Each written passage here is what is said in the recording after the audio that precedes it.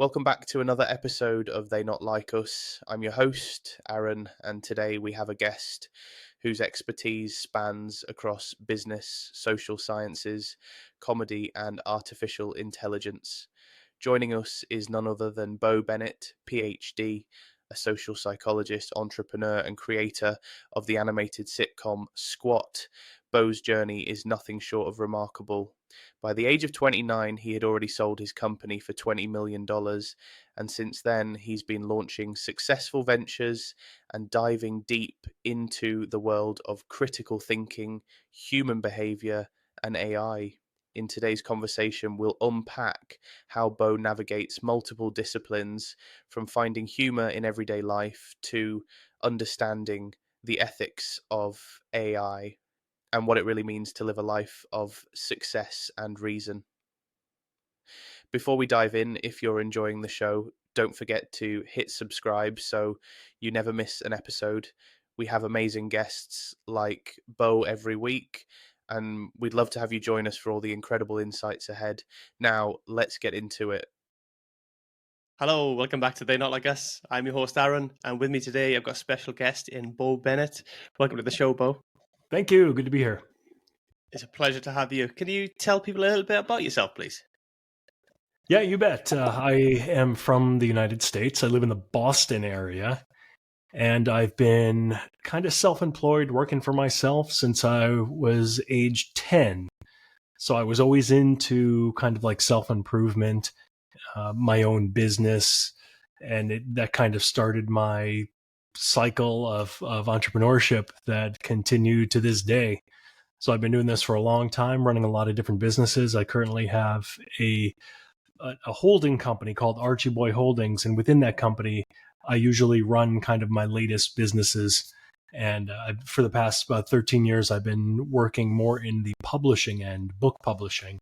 So I've been doing a lot of stuff with publishing, and in the last year or so, I've been doing a lot of stuff with artificial intelligence and publishing, including language learning and artificial intelligence.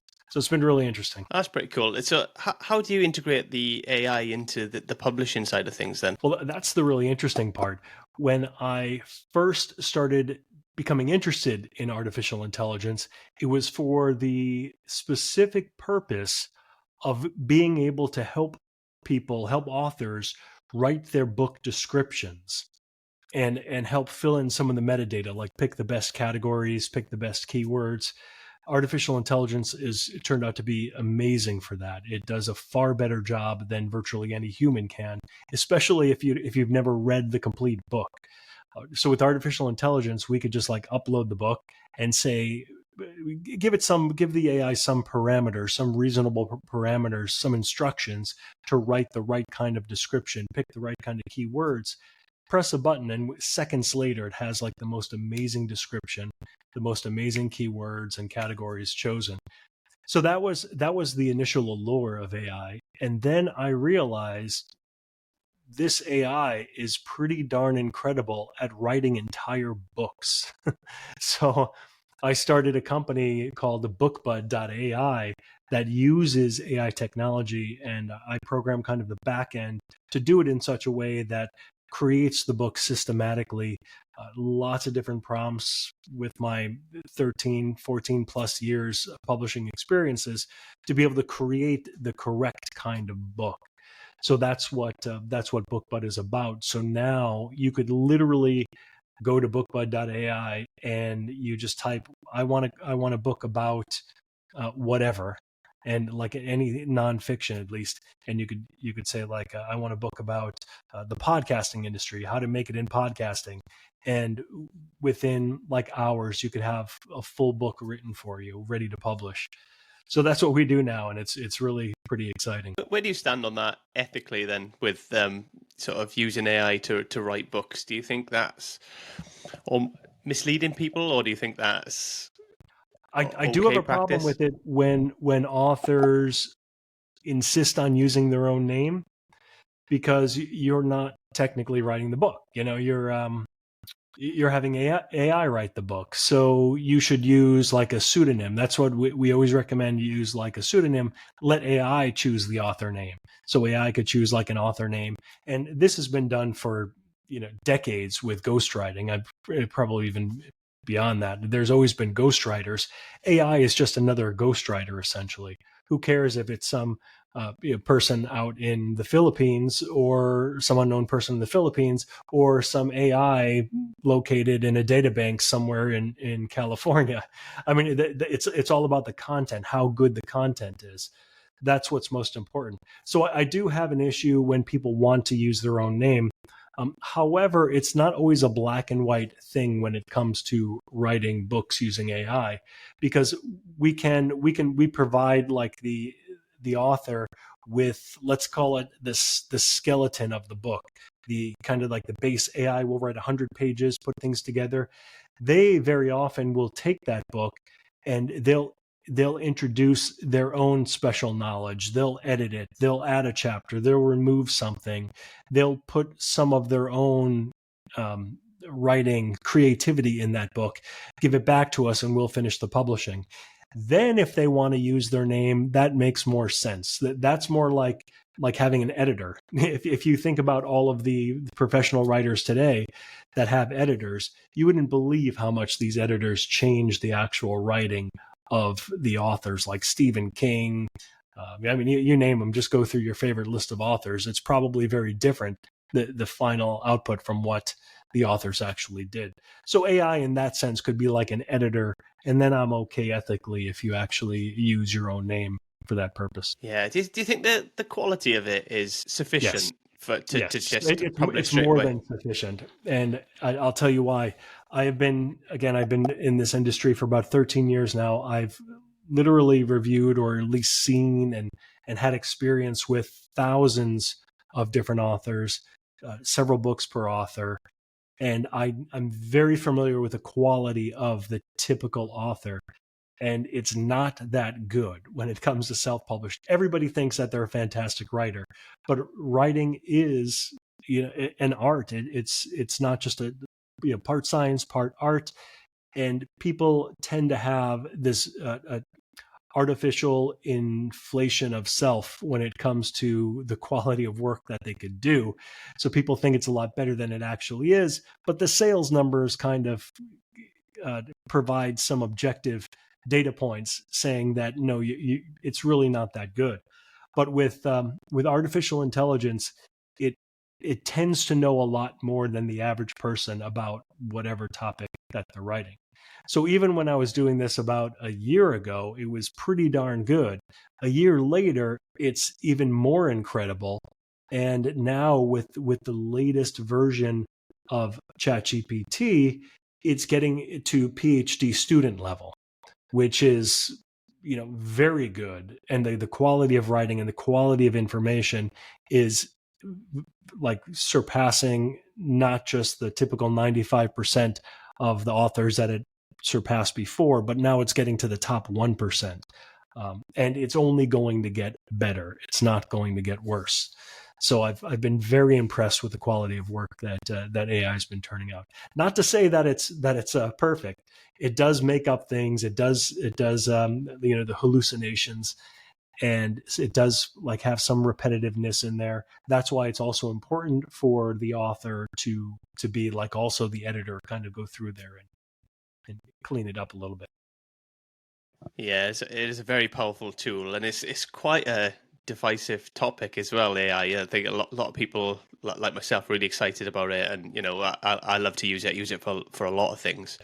But then there are other people who are quite fearful and quite pessimistic Yeah, about what the future might hold using AI. So yeah, and where do you stand on the future with AI? I'm definitely optimistic. I'm not one of the naysayers. And I think that there's a few things going on. One is people feel threatened by it. People feel threatened that AI could do their job better than they can, therefore putting them out of work. Perfectly reasonable, perfectly understandable. But the bottom line is, and it may sound callous to say it, but if if you could be so easily replaced by a computer program, then you might want to look for another job, or you might want to expand your skill set or look for something else.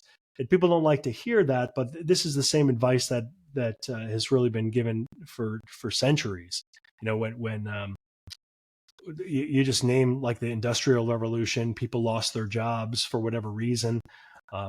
When machines started to take over, computers started to take over, the internet, like people are always being displaced because of new technology.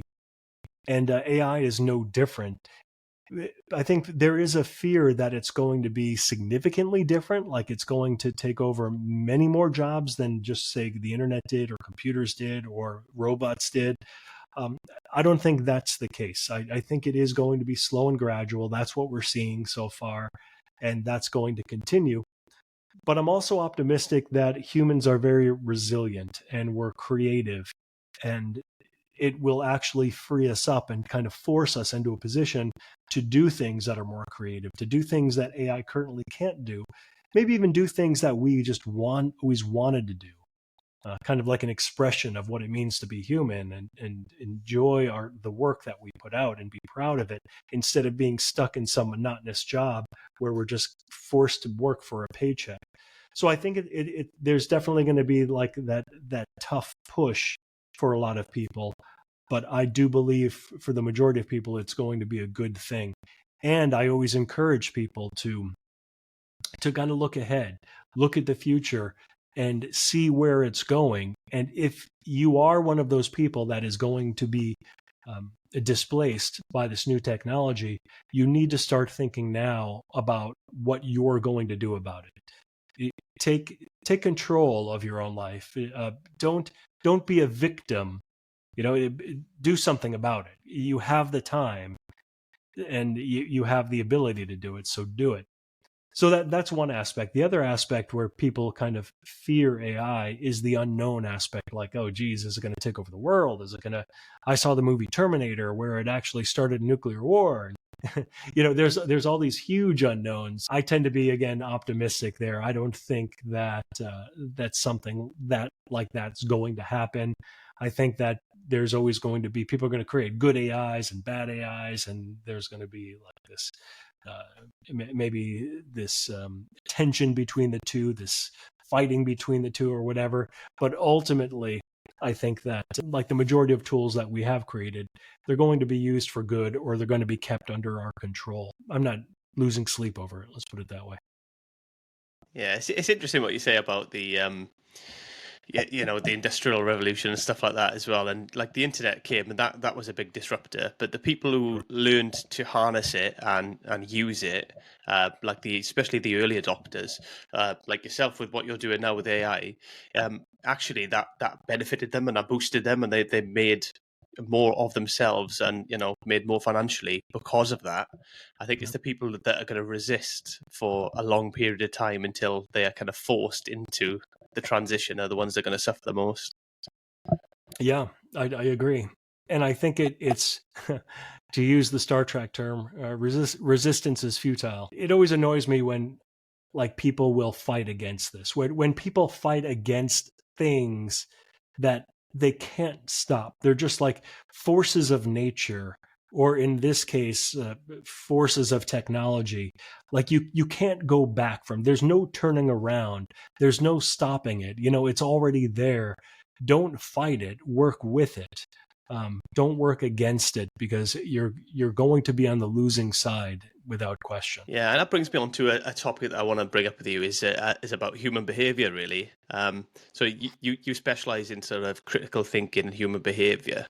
And what do you think are some sort of cognitive biases that people kind of fall prey to, and that's that may be holding them back really in that kind of arena? So when it comes to AI, or just comes to anything?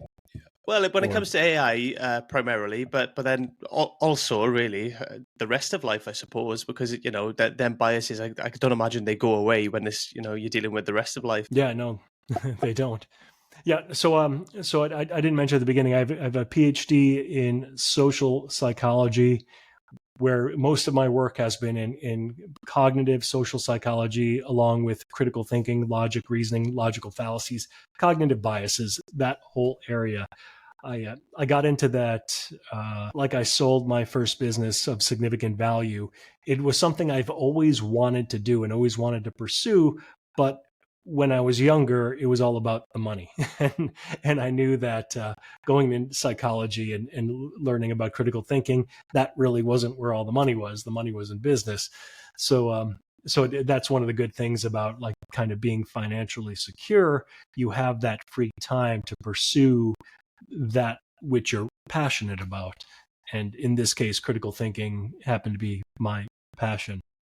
So that's the quick introduction.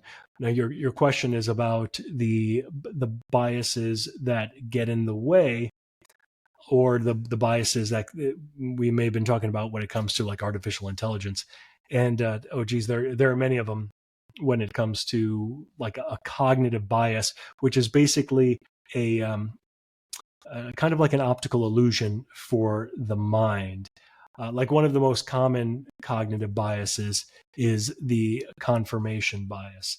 That's where we tend to confirm information that we already believe, and we reject information that that's kind of inconvenient for us, that would disrupt our current ideology, disrupt our current beliefs. And we see this all over the place today, like when it comes to like choosing the kind of media that we consume based on our political views. We like it's either one kind or it's another. And we like one kind because it says things that we like to hear. And we don't like the other one because it says things we don't like to hear. So that's the confirmation bias. And it's probably one of the most common biases. Now, one thing I do want to say about the confirmation bias and virtually all biases is that it's not technically like a problem. It's not like an error in the way we think. It's not a bug in the system. It's actually a feature. Cognitive biases often help us to think more efficiently. It's like we think using heuristics, are basically like mental shortcuts that helps us come to the correct conclusion the majority of the time. It helps us feel better. It helps us thrive, survive even as a species. So it's not necessarily a problem in that sense. However, in our current environment, not our evolutionary past, critical thinking is more important than ever. And it's more clear when we don't think critically, like our biases are activated a little bit more. It's kind of like if you've heard the expression, our lizard brains before, like how our lizard brains are attracted to, let's say, like sex or like violence or things like that aren't necessarily helpful for us to achieve our goals, but they're just kind of there. It speaks to something at our very core, and that's kind of like our evolutionary history. So that's what we're dealing with when we're dealing with cognitive biases. And to kind of close this loop, we were talking about artificial intelligence and adopting some of this. A common cognitive bias is the status quo bias. We prefer things the way they are. We don't like change. This is very common, and that could be a big reason why we tend to fight against like a new technology like artificial intelligence, because it's new, it's unknown, it's change. We don't like change. We like things the way they are. We like the status quo. So it takes like a certain kind of person to be able to overlook that bias and look at the benefits, look what artificial intelligence or the new technology, whatever it may be, could bring you and how it could benefit your life. And that's kind of what it takes to overcome some of these biases that kind of pull us in a certain direction. Yeah, I think change is definitely seen as a bad thing by a lot of people. I think if you've got you feel like you've kind of got your world figured out a little bit, it can be really scary when something starts to change, and then you think, oh, maybe I haven't got it figured out. Then you have to kind of admit to yourself, I haven't got it figured out, and I need to figure out this next thing and move in this direction. And I think that's really difficult for people, especially if they've been stuck in that particular place for a long time. Yeah. I think it's important to adopt the mindset that you have to keep figuring things out. Every time you realize you're wrong, you're one step closer to actually being right. So it's a good thing. It's a good thing when you say, ooh, I was wrong about that. Or, wow, there's something I don't know about. Let me learn about that. And keep on changing direction and doing whatever it takes. But you keep on following the information wherever it leads you. You keep on following the truth wherever it leads you. And that ultimately will put you in the right direction. Whereas there are so many people who are stuck where they are, again, the status quo bias, or they're basically identify themselves with a certain kind of ideology, a certain label, whether it be political, religious, or social. Like, for example, they may say, I am a Republican. I'm a conservative. I'm a liberal. I'm whatever. I'm Christian. I'm socially conservative or whatever. You keep on going down with all these different labels. When you say this about yourself, then you are creating your own identity. And when you create an identity, it's very difficult to break free of that identity. You're like, this is who I am. So if I believe this other thing, then I'm not going to be that anymore. And that scares a lot of people. But that's a real problem because there's no room for flexibility there. So let's just take one example. Let's just say, at least here in the States, political season we're in the midst of it. We have an election coming up, a very big one. So politics is on a lot of people's minds. But if you say, for example, that you are I am a lifelong Democrat or something, so that's the label you give yourself.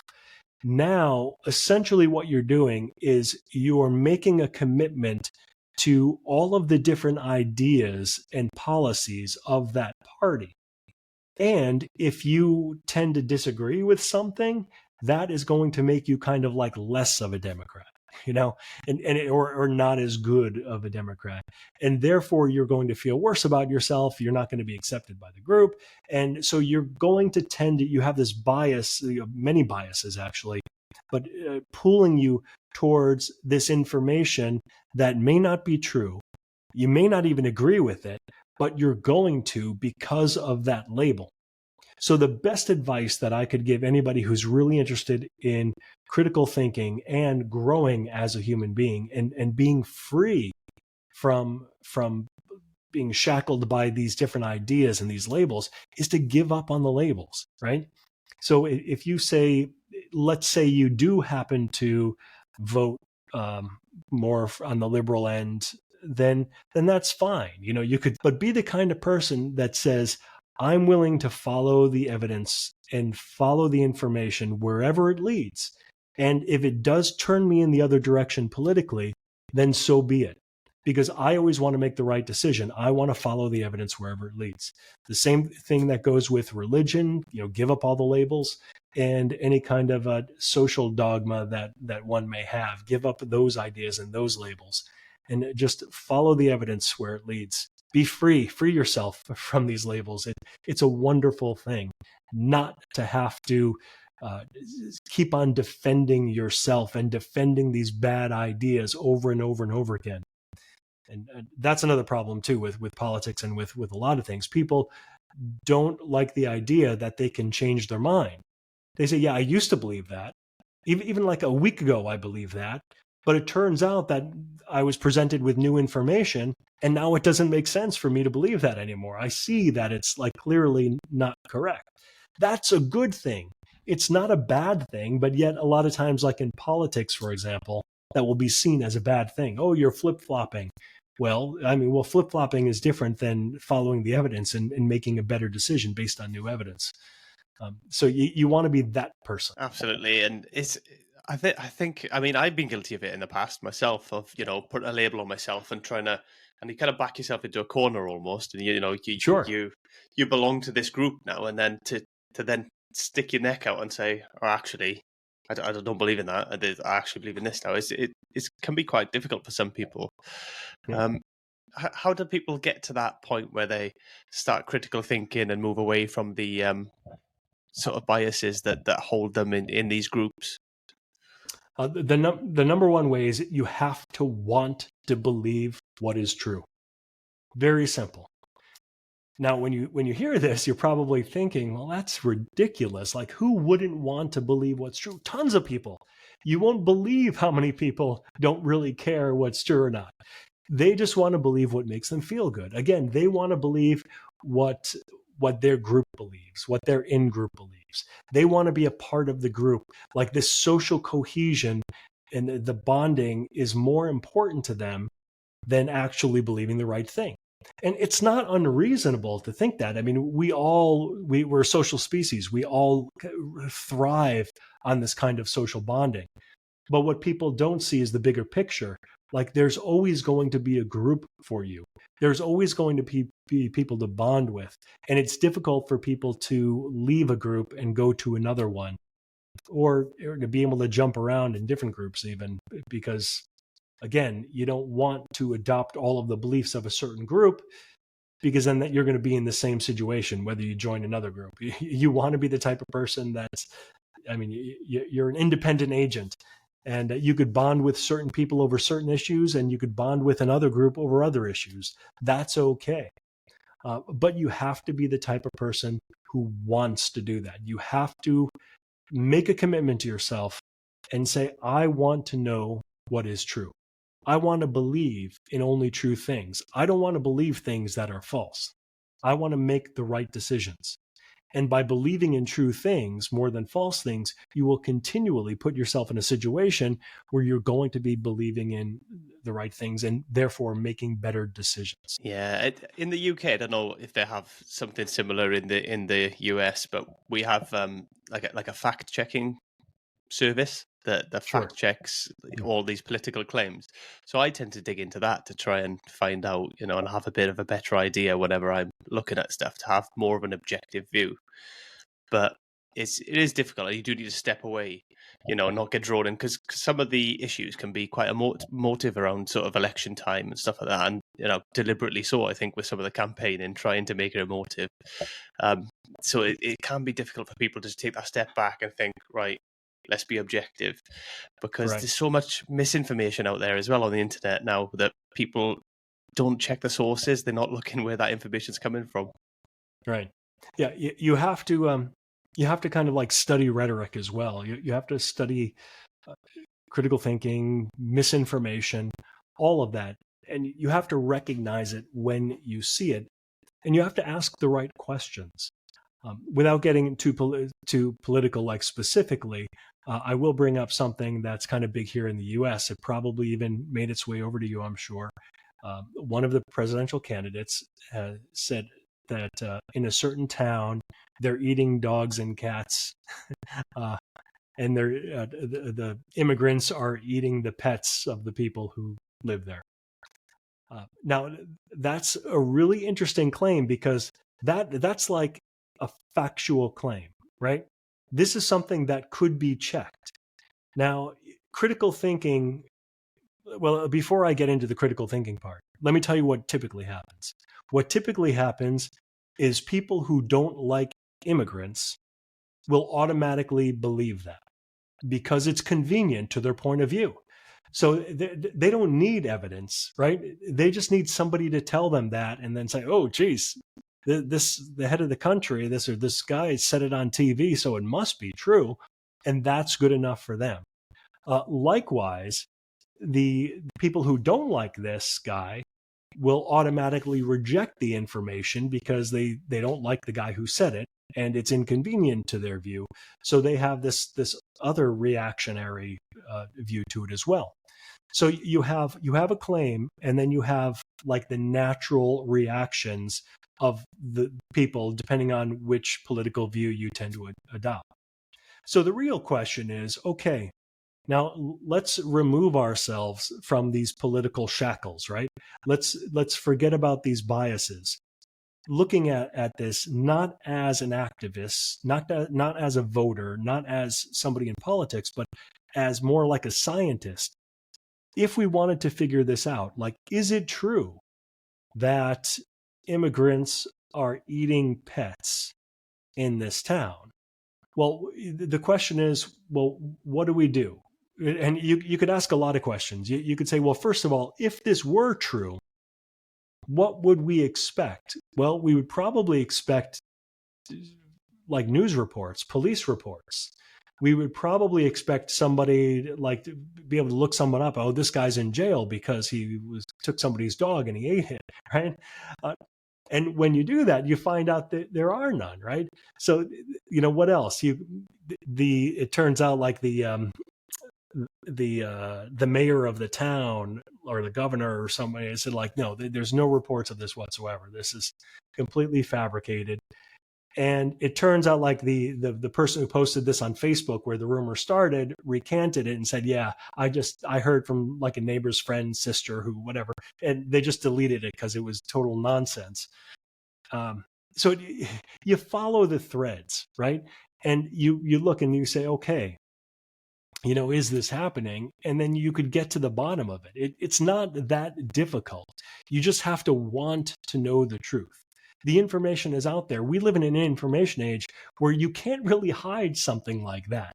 50 years ago, back in like let's say 70 years ago, back in 1950 or something, something happened in small town somewhere in the world, you'd never know about it. Just people in those towns would know about it. Today, with the internet and the media the way it is, I mean, it's fairly easy to fact check this stuff, right? And you have to, again, you've got to follow the evidence and you've got to be unbiased and you've got to say, okay, is this more likely to be true versus not true? And there's one more aspect of it I want to touch on. And I like using this claim, what we're talking about now. It's just one of the, I don't want to say millions, but thousands of examples that we've seen in the past couple of years at least that are all very similar. Why would somebody say that? Why would somebody make that kind of claim? The point is to basically demonize like a certain group, right? So there's what's called like the implied intent, we could call it. There's like an implication here that these immigrants are very bad people and they're doing very bad things, and therefore we should get them out of the country. That's really the implication. But we're not being specific. So let's say, for example, let's say that there was one immigrant who did happen to take somebody's cat and eat it, somebody's pet cat and eat it, which again, there's no evidence for. But let's just say hypothetically this actually did happen. What does that mean? Does it mean that every immigrant is like likes to eat animals? No. It simply means that this one immigrant did this one bad thing, and that's it. So what people try to do is they try to take one sample of like any kind of instance or circumstance, and they try to give you the impression that it's common of the general population, which it may be or it may not be. That is a question that you could easily figure out, that you need to ask. And like, not only did this happen, okay, even if it did happen, is this common of the general population? And if it's not, then the whole point is moot. And you could tell that you're just trying to be manipulated by a very emotional example to make an emotional decision about an entire group of people, which is completely wrong.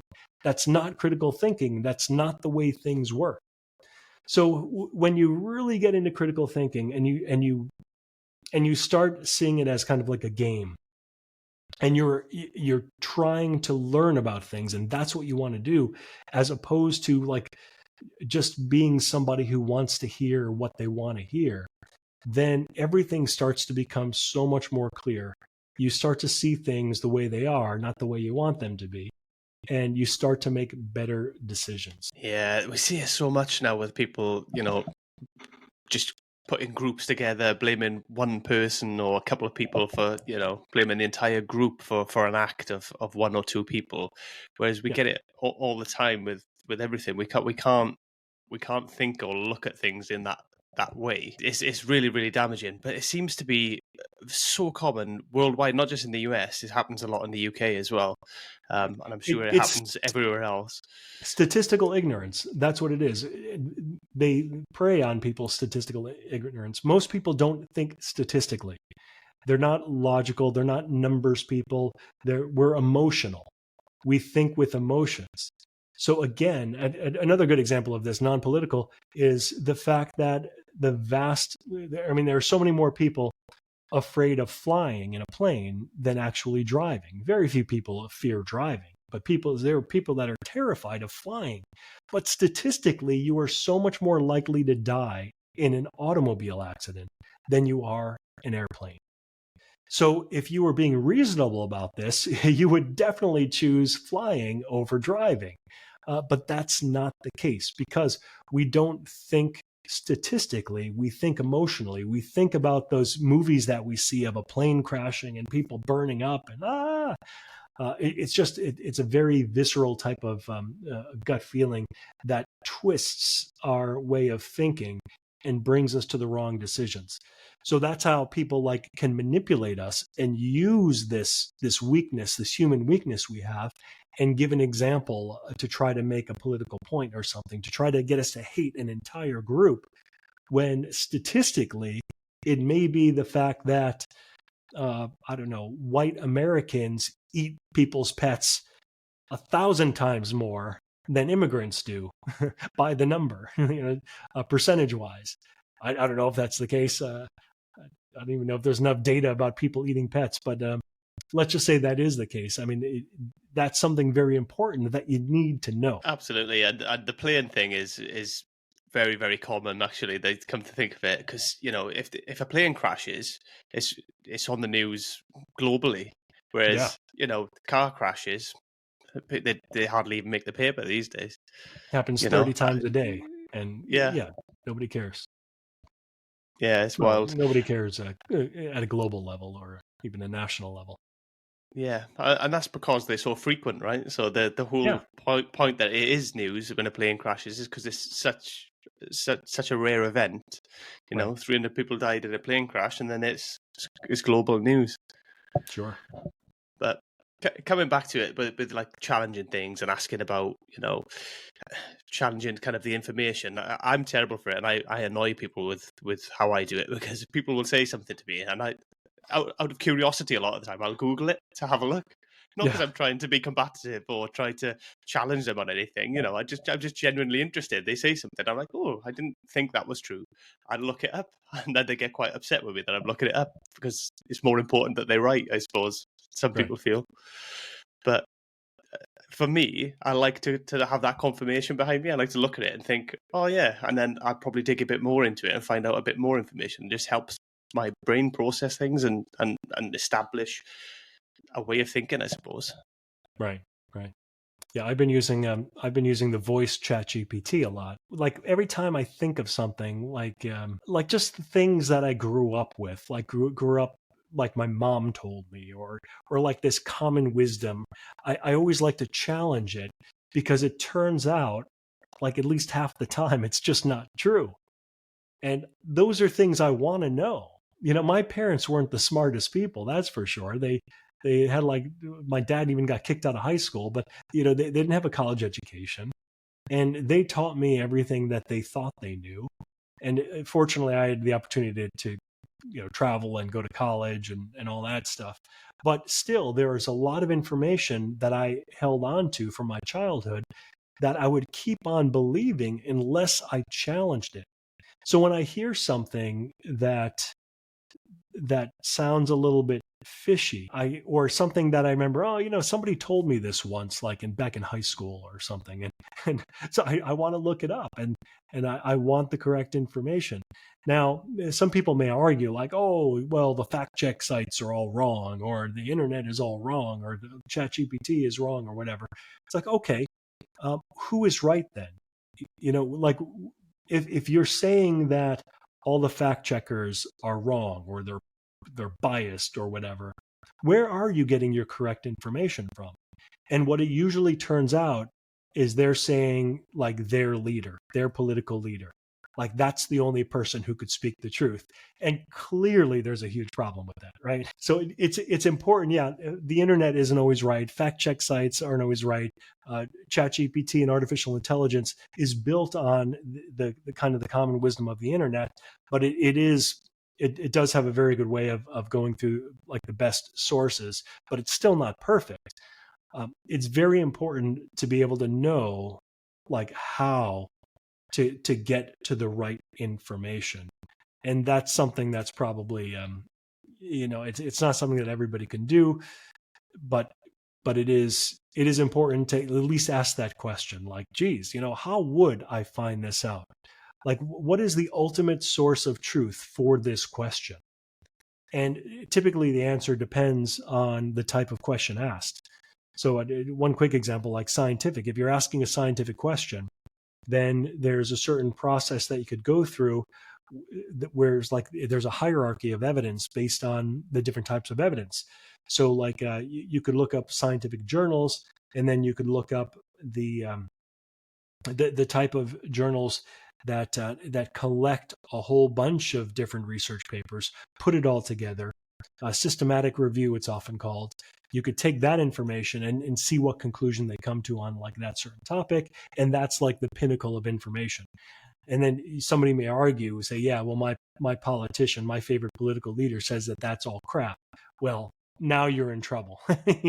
Now you're not thinking correctly when like the systematic review of collected data over thousands of scientists from around the world over decades, and you decide to listen to some politician, then you're in trouble. Yeah, I think some people just don't want to hear it, though, unfortunately, and some people will never be open to that acceptance because they have that bias and it's too much for them. But I'm curious, when's the last time you changed your mind on something significant, and what led to that change? It was probably I don't know the exact last time, but the example that I'm thinking of right now happened probably about 5 years ago, when I joined a group called the American Humanist Association. It was you guys have humanists over there, like you have a Humanist of UK, which is a good group. The American Humanist is a little bit different. So a humanist, basically, it's a philosophy. It's kind of like a non-religion, a secular philosophy that focuses on human beings as like the most important, like not some kind of god. There's no supernatural involved. It's just kind of like a philosophy, a way of living, and so forth, that puts humanity first. I was kind of really into, and the whole secular thing I'm still a huge part of, and the whole non-religious, that's still a big part of who I am. But the one thing that I started to notice is this organization started becoming extremely political, and the ideas that they were espousing and posting about were increasingly problematic. Many of them were against critical thinking, against like the scientific findings, scientific knowledge. And it quickly got to the point where I said, I made the wrong decision by joining this group.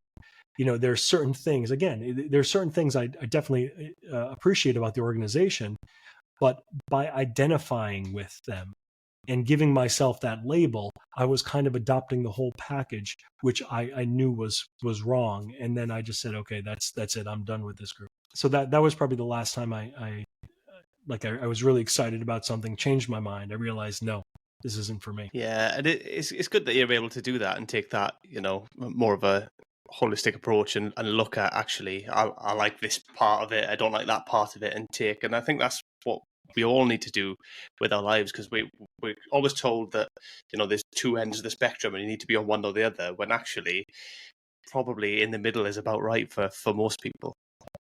Yeah. Well, and most people are typically in kind of like the center of the spectrum, but we don't see that. again, it's another bias, but it's also sort of like a media bias in a sense, not a cognitive bias, because the extreme views get the most airtime, right? So we see a lot of this extremism because that's what gets people's attention. That's what gets the clicks. The fear, the anger, the hatred, these are all triggers for us that cause us to act. Whereas in reality, probably 80%, at least that's the data that I've seen, 80% of the people are like in the middle. It's kind of like centrist, a little bit to the right, a little bit to the left on the whole spectrum of different issues. But you've got that the 10% on each side that really carries the narrative and gives us this twisted view of reality, of humanity, when that's not the case. But if you know that, you feel a lot better about humanity, knowing that, we're all pretty normal. At least the majority of us are. It's kind of only the extremes that tend to be the loudest, but it's not the case that they're the most numerous. Yeah, and I think, with social media, it just amplifies everything as well, because, people will go more extreme even than what they actually believe or think half the time, just because they know that's the sweet spot for getting views, for getting, getting attention, really, which is what they're after. And I would love for somebody to figure out, or I think this would be a life goal of mine if I could figure it out, a way to monetize the internet or aspects of it that doesn't rely on false information, that doesn't rely on extreme views, that relies on truth, that rewards honesty, that rewards kindness. The qualities that we all want, the things we all like deep down want to see and want to be part of. But unfortunately, money rules everything. Money runs everything. And the way it is now, it's just completely opposite. And if you want to monetize anything, you got to be on the edges. And that's kind of a generalization. I know that people are able to do it, but it's not the easiest way and the most common way. I would love to figure out how to make it the most easiest way and the most common way. Or if I can't do it, I would love for somebody else to figure it out. Go ahead and do it. Yeah, it's a difficult one, isn't it? And I don't know what the answer is, to be honest. I think there has been more of a push recently towards authenticity and people wanting more authentic content. And I don't know if it's just going to need a society shift, really, that people get fed up of the overproduced, fake, extreme stuff.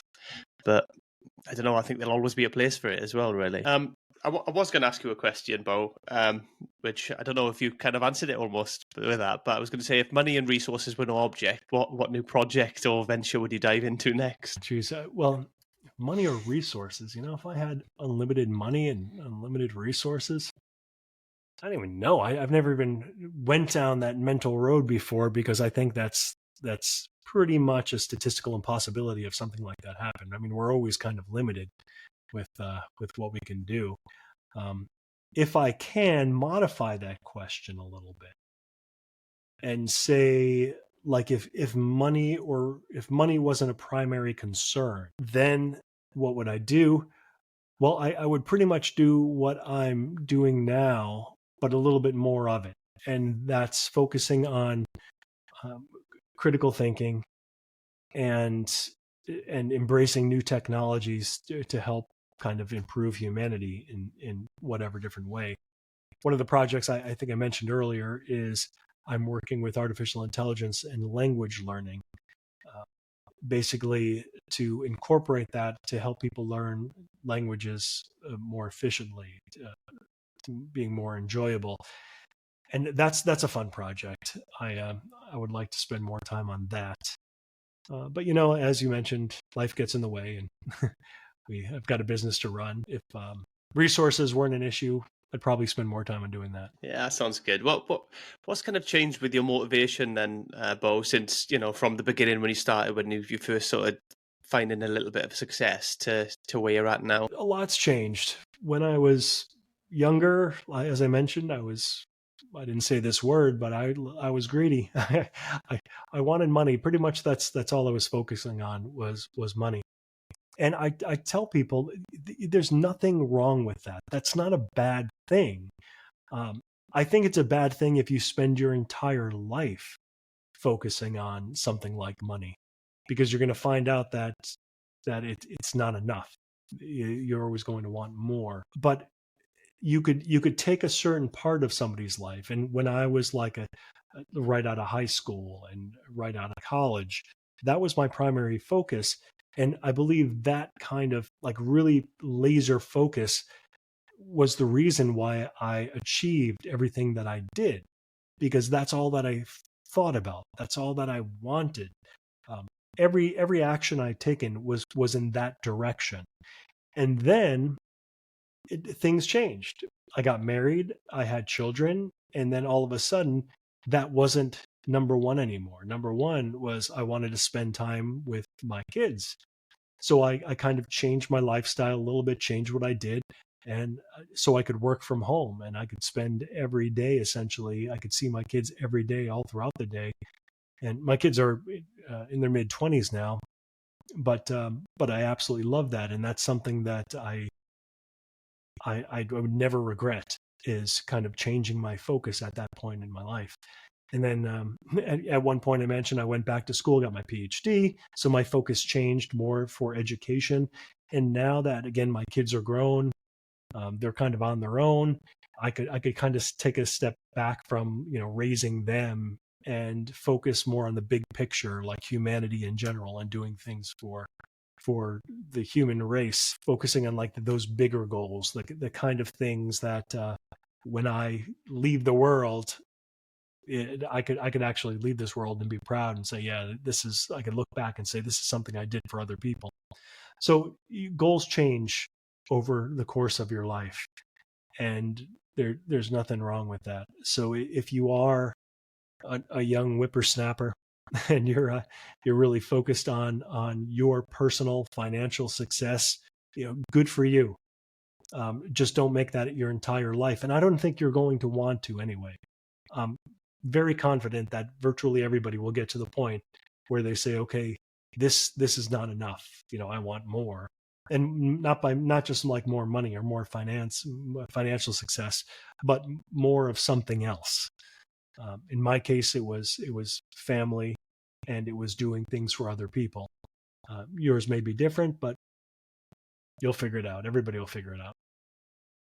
Yeah, we all evolve through stages of our life, don't we? And ultimately, my idea of success when I was younger is completely different to what it is now, and I'm sure that will continue to change throughout my life, really. Yeah.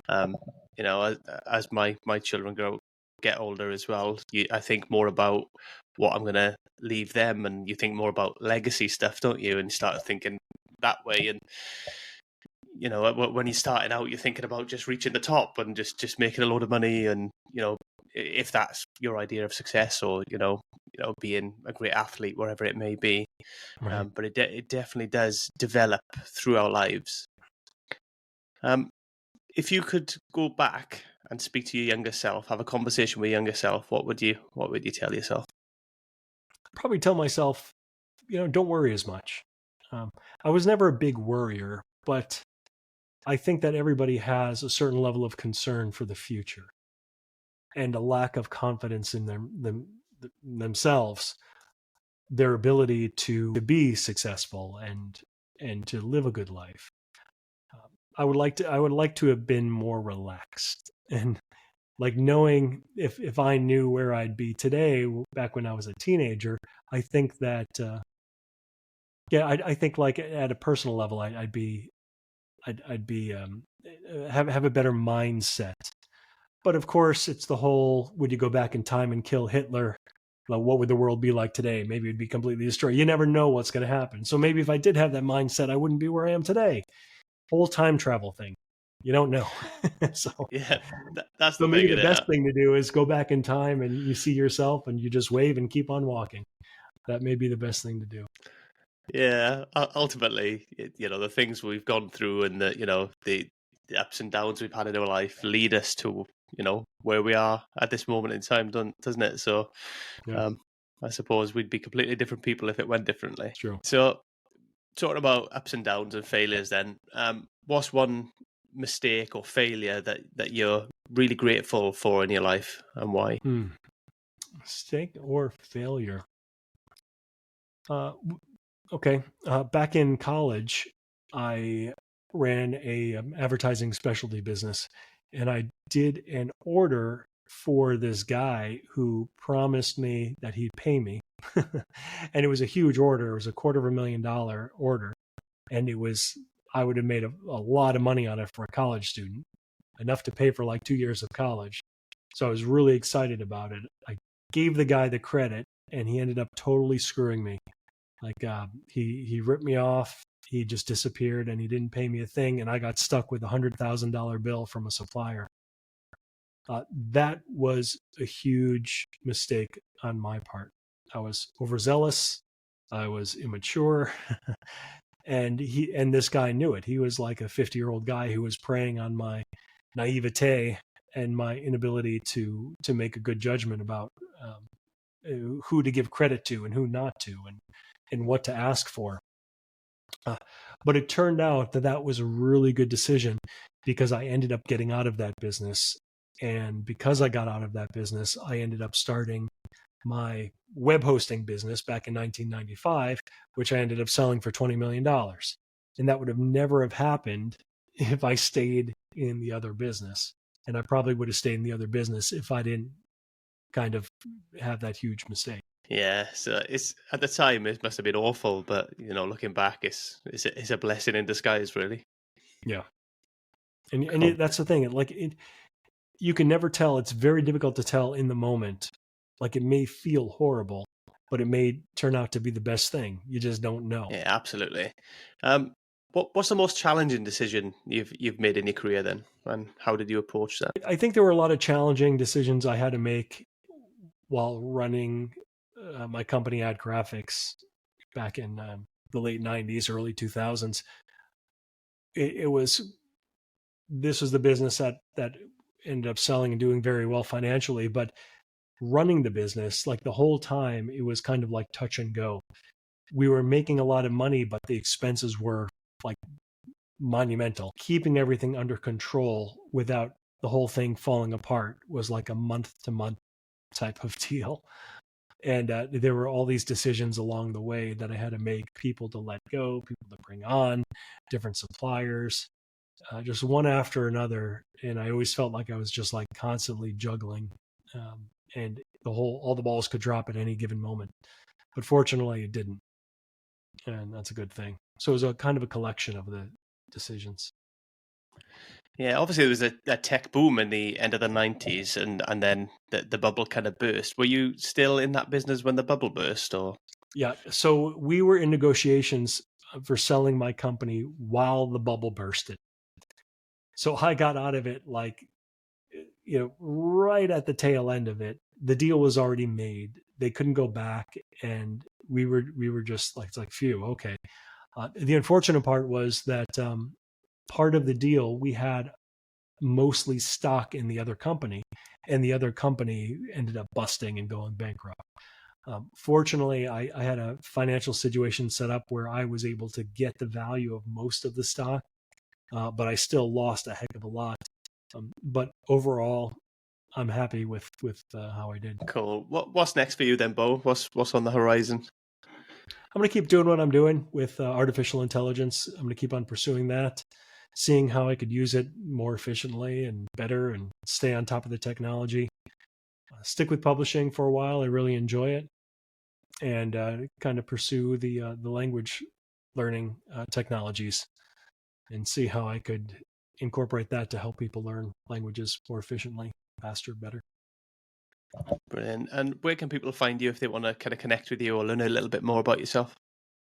Got 2 websites to give. The first one is my business website, where you can find all the businesses I'm currently working on, and that's archieboy.com, ARCHIEBOY.com. The second one is my personal website, where you could find my books, and these are all the books that I've personally written. No AI. I've written them before AI. And that's Beau Bennett. No problem. I'll make sure that the links go in the show notes as well for people, so it's easier for I them to appreciate that. connect Thank and you. to find you. I'm going to bring the show to a close here. Have you got any final thoughts or final messages you want to leave us with? I just appreciate the opportunity. So it's always fun to speak with people such as yourself about these issues.